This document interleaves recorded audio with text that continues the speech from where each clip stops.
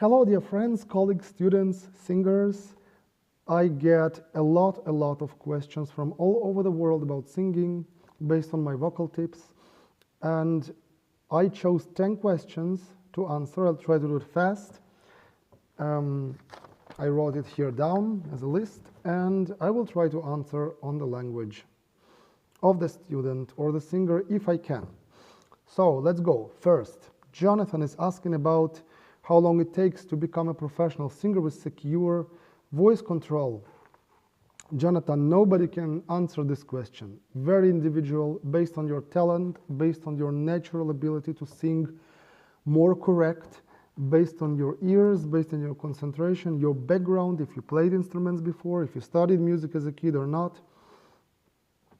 I would try to say this way, in a good case, I would say in a few years you can have some good results, really.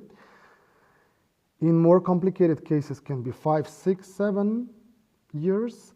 Very much depends if you work every day, if you practice, if you have a very good teacher, if you can concentrate, if you can develop and catch things, because I know cases in which people with very good basics got stuck at some point and it was hard for them to move. And some people who started quite hard actually made a great improvement, working hardly and being smart about what they're doing. But I would say look at it a bit as a sport. How long it takes you to develop your body in the gym.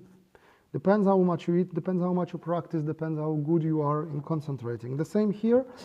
And on the other hand, I think it's very good to stay in a permanent student mode. We're all learning, especially with singing. The body is changing, the weather is changing, the music, the challenges are different, and basically we study all the time. I also feel sometimes every day I warm up that I learn something new, I change something, I study. So permanently studying mode. Number 2, Maria is asking about, this question about pop, jazz, opera, if basically it's the same or how much is different. I'll go back to my favorite gym, okay? That's an example I give to a lot of my students. Pop, jazz, opera, musical theater, it's all very similar in its base with breathing, with the relaxation of the throat, the way of approaching the attack or the sound, but there are a lot of things which are also different because each style requires something else and different way of development, also of different abilities. So I will give my favorite example. If you take light kind of sport, aerobics, if you take gym, and if you take bodybuilding, I would put things like pop more in the first group, okay, which doesn't mean it's very easy, but it means that it's closer to your natural abilities and to pack it well. There's also a lot of mics and tools involved. Musical theater, musical crossover, I will put it in the gym. And opera is basically the only one I will put in the real bodybuilding, which is the most dangerous and requires the most abilities because we sing without microphone. And so everything should be really, the stamina, everything should be built in a way that you can keep your voice safe and healthy, and you still need really a lot of sound to produce, even when you sing piano. So more or less like this, but the main thing generally is the same. I have students who are pop students, musical students, and most of them, of course, opera students. Number 3, Marc. Marc asked if one can study how to sing alone with himself. I would say this way, exploring is good, trying things is good, being smart about it is important, but if you really want to sing well, you need a good teacher. Because the good teacher with good ears and good technique navigates you. If not, you will make so many mistakes, you will torture your muscle memory to get used to something without knowing if you really do it correct. More than that, something can lead you to some result, but since it's not really correct, you will not be able to go forward and to grow. So I would say A good teacher is necessary if you want to become a good singer. And number 4, Matthias. Matthias is asking about typical high notes. He claims that he has a good middle register, everything is fine, just the top is not working, and what can he do with it? Also, Matthias, du schreibst auf Deutsch, ich werde auch auf Deutsch antworten. Es ist sehr wichtig zu verstehen, dass deine Stimme ist deine ganze Stimme. Muss man nicht so separat denken über Höhennoten und Mittelregister. Okay, es alles funktioniert zusammen. Am wichtigsten ist deine mittlere Register, okay, weil diese Register benutzt du am meisten. Und wenn da alles ist echt stabil und gut gemacht, dann als Lohn, als Preis kannst du einfach in die Höhetöne gehen, natürlich so hoch wie deine Körper, wie deine Natur dir erlaubt. Okay? Aber so einfach zu sagen, wenn ein Sänger denkt, dass alles funktioniert gut und nur da hat er Probleme, das bedeutet normalerweise, dass seine ganze Technik ist nicht so gut gemacht und ist problematisch. Das bedeutet, dass die Stimmbänder sind schon müde, okay, und er kann nicht einfach hochgehen.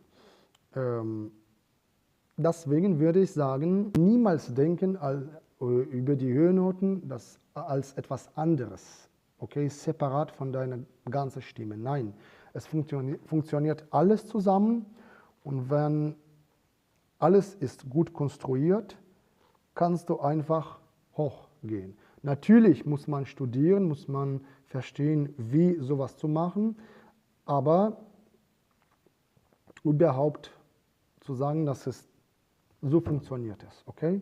Als Komplex. Gut. Next.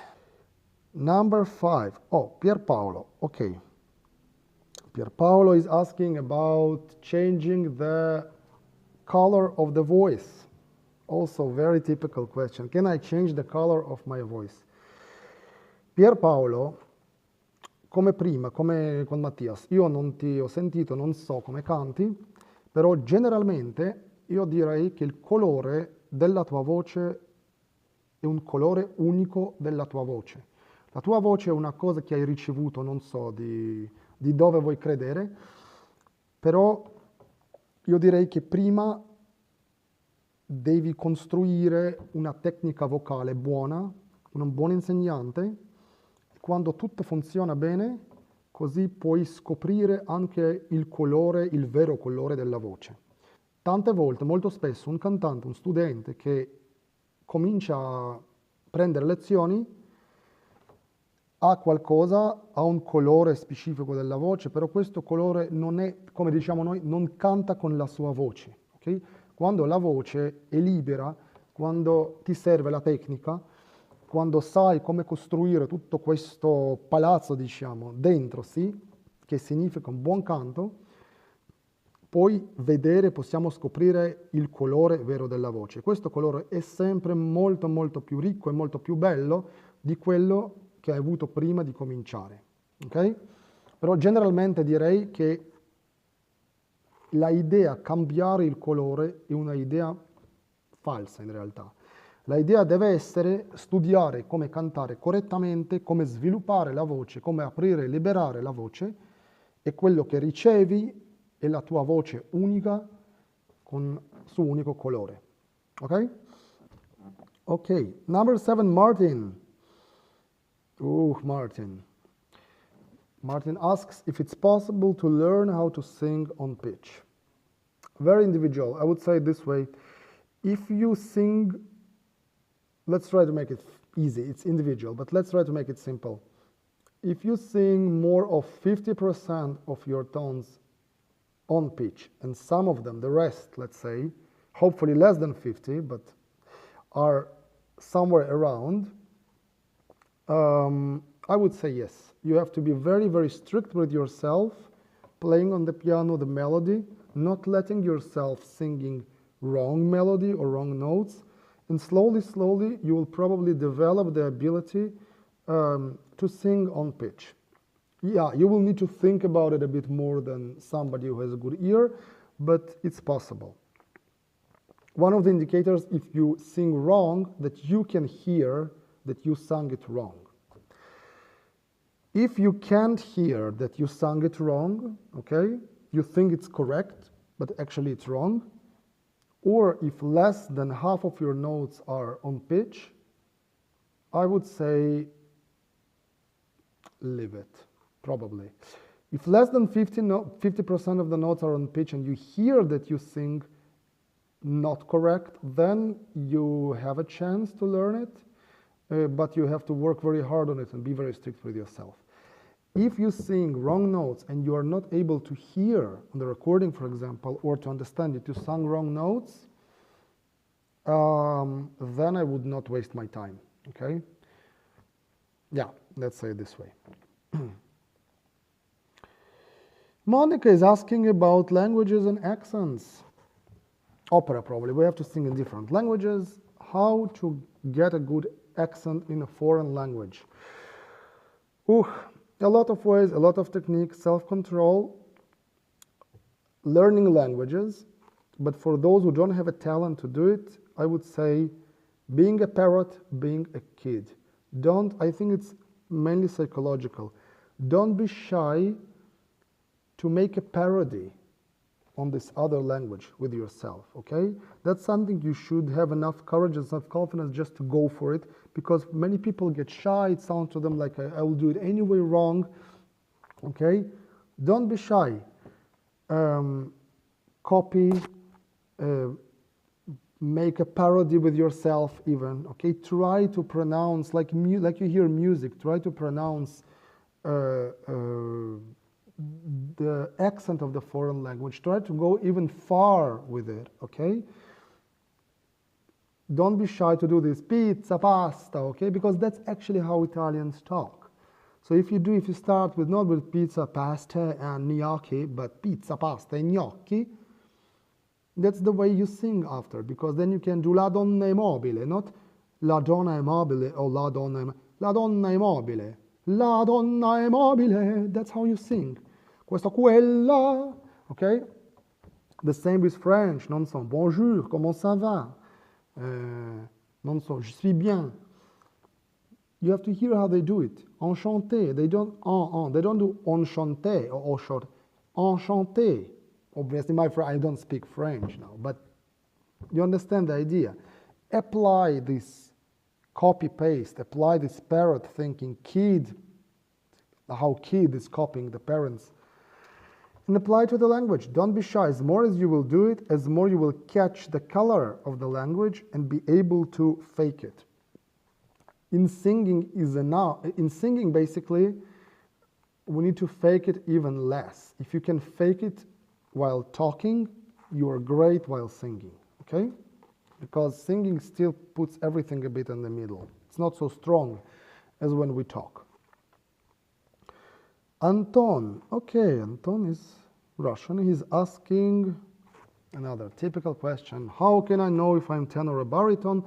People tell him different things. Антон, это сложный вопрос, многие люди поют не своим голосом, особенно тенора и баритоны, или меццо и сопрано. Я бы сказал так, самый внятный, самый правильный индикатор, конечно, это комплекс, правильно, самый внятный индикатор, это не краска голоса, потому что есть тенора, которые поют почти басовой краской или очень легкие баритоны. Это даже не то, насколько легко тебе идти наверх, потому что это вопрос техники и тренинга. Главный индикатор для меня это там, где начинается пассаджо, там, где начинается переход. Ты поешь открытым голосом, и там, где открытым голосом петь становится явно некомфортно, и что-то должно произойти, или переход на фальцет, или, в нашем случае, переход на пассаджо, который потом приводит к верхним нотам, там вот эта граница является лучшим индикатором для понимания, с каким голосом мы имеем дело. Соответственно, если ты поешь довольно спокойно до ми, даже фа и фа диез у тебя могут быть открытыми, при этом фа диез уже как бы совсем неприятно, соль уж прям трудно, но все-таки, то, конечно, это тенор, который на фа должен начинать крыть. Если все то же самое происходит в районе ре, до диез ре, баритон, окей? И так далее. Поэтому это самый такой лучший индикатор. В процессе обучения и освоения вокальной техники, краска голоса и так далее, также возможности меняются. А вот этот индикатор, он действительно стабильный и природный. Okay, last question, Uwe. It's probably German, but Uwe is writing in English. So I will answer in English. He is asking if a German lied, probably Schubert, Schumann, Schwanengesang, Winterreise, and all this kind of stuff, are good for beginners. I know why Uwe is asking this question, because in many German music high school and conservatories, that's how they train people from mostly German lied repertoire, and then they try to open it up. I have quite clear position about it, and there are two reasons for it. And the position is no. I think we all know the best singing technique. The base of it came from Italy. There are many teachers who teach this originally Italian and developed Italian with some things they added with the years, vocal technique, but the base is Italian. And my problem, what I see many times in German high schools, Hochschule, which is our conservatory with this, is that everything is getting very small, almost no support, almost no talking about larynx position. Everything is packed and compact and tight and good maybe for, if you have a natural nice voice, good for a nice room to sing in. But, and that's what this repertoire is leading you also to do. It's very close, it's very delicate. Die Rose, die Lilie, die Taube, die Sonne. It's very, very, it's a chamber music. Canzone di camera, okay? Which in German called Lied. Many times studying this way, without, how to say, opening the wings of your voice, lead the singer to think that he has a very small, compact voice, actually not even using his abilities. And since he never does it, he doesn't know how to use these abilities. That's why I think the best way generally to study is to open everything first, almost to the limits, to understand the limits, maybe a bit too much. Low larynx, open space, of course a lot of support, a lot of respiration because it needs for that. Singing in languages with open vowels. So generally that's also, if you are lucky and your mother tongue is Italian, Spanish, Russian, I would put also in this group when A, E, I, O, U, and that's it, without U, without E, and so on. Then it's very easy because these open vowels, I, O, U, only 5. In Russian we have also E, but it's very similar, it's just kind of more deep E. All these vowels are provoking to sing in one position. It's easier to sing in one position, and then when you're strong with that, you can add the U and the E, and it's actually quite easy. Languages with all these more modified sounds are not provoking you to be open. So I would say that I think the best is, of course, opening everything, A, O, then singing Vakai. I believe very much in Vakai, the vocalizers of Vakai, great. Building the consonants, building the vowels. Italian chamber music is great. Obviously bel canto teaches you everything if you're doing it correctly. If not, it's very harmful. But if you have a good teacher, you do it correctly. Also, if you're German, no matter where you're coming from, English, like Sweden, Germany, and then you go and start singing this stuff you were talking about. You will see how easier it's gonna be. You will be able to sing the big stuff for your voice and the smaller chamber stuff. Yes, you will need to adjust a little bit, to close a bit, but still you will have already the good basis. And then you can start playing with French and German and all this kind of stuff. Will be just much, much easier. And you will be great in Italian music as well. So, open vowels, vocalization. I would go definitely for bel canto repertoire, and then you can go to this Schubert-Schumann, which is great music, requires a lot of work on details, but doesn't help you with building a stable, good, open, and free, supported voice. Good. I will try to make another video like this in the future. I will pick up other questions that I think are important. Sing well, follow my channel, TenorDmitry. I have a lot of vocal tips, a lot of practical examples, and feel free to ask more questions. For coaching, collaboration, you're always welcome, of course, to write me in private. I teach live and internationally, and I give master classes. Ciao! Have a good voice. See you on the next one.